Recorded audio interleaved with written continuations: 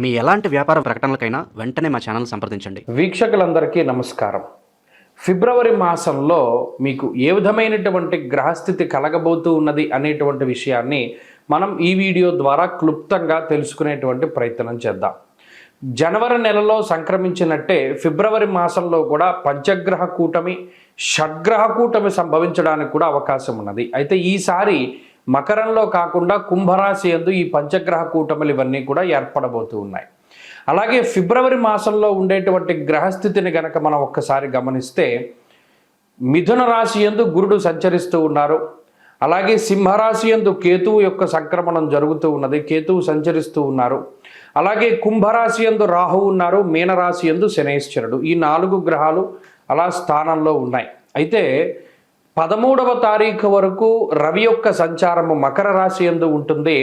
13వ తారీఖు తదుపరి రవి యొక్క సంచారము కుంభరాశిలోకి వెళుతోంది. ఇది ఒక్క విషయాన్ని మనం పరిశీలన చేస్తే కుంభరాశిలో ఇప్పటికే రాహు యొక్క సంచారం ఉన్నది. ఈ 13వ తారీఖు దాటాక రవి కూడా కుంభరాశిలోకి ప్రవేశం చేయబోతూ ఉన్నారు.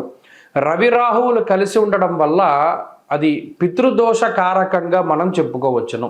జనరల్గా అయితే రవి రాహువు కలిసినప్పుడు సూర్యగ్రహణాదులు ఇవన్నీ ఏర్పడుతూ ఉంటాయి.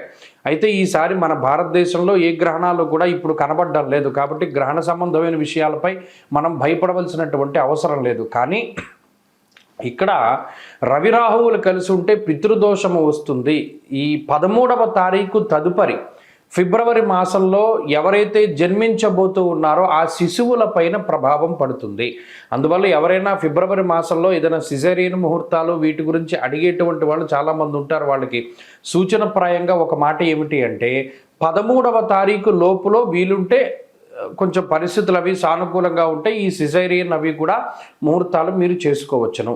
13 దాటిన తర్వాత రవి రాహువుల యొక్క కలయిక వల్ల పితృదోషం అనేటువంటిది ఏర్పడుతూ ఉన్నది. అలాగే ఈ పంచగ్రహ కూటములు, దేశారిష్ట యోగములు ఇవన్నీ ఏర్పడుతున్నాయి కాబట్టి అది కొంత జాతకం మీద ప్రభావాన్ని చూపెడుతుంది. కాబట్టి ఆ విషయాన్ని దృష్టిలో పెట్టుకోవాలి.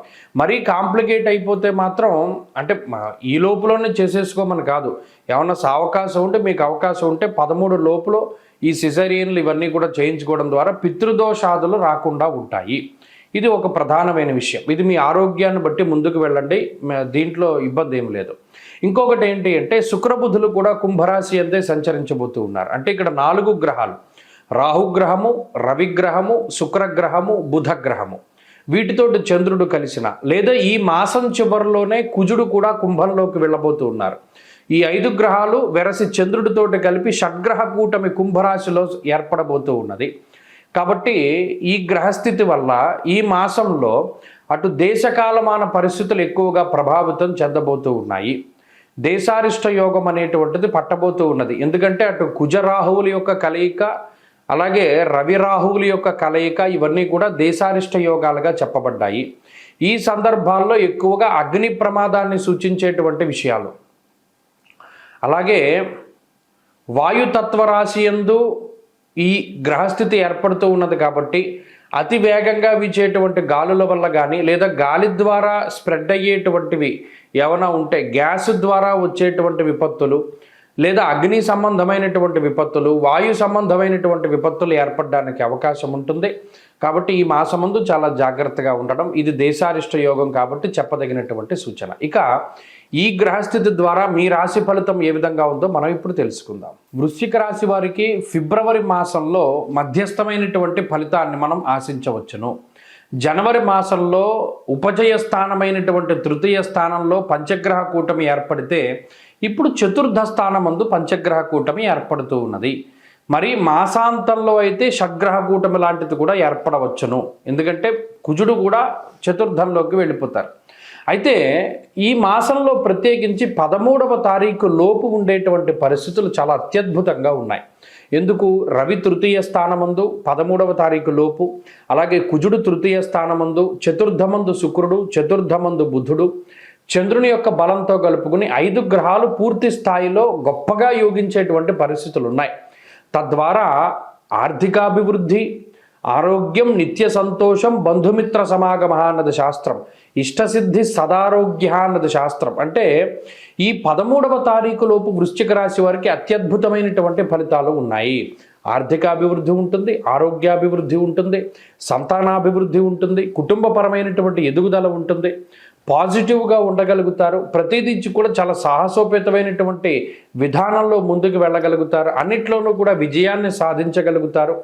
ఆత్మస్థైర్యం అన్నది చాలా గొప్పగా కనబడుతూ ఉంటుంది. అలాగే ప్రతి చోట మీదన్నటువంటి మార్కును మీరు వేయగలుగుతారు, విజయాన్ని పొందగలుగుతారు.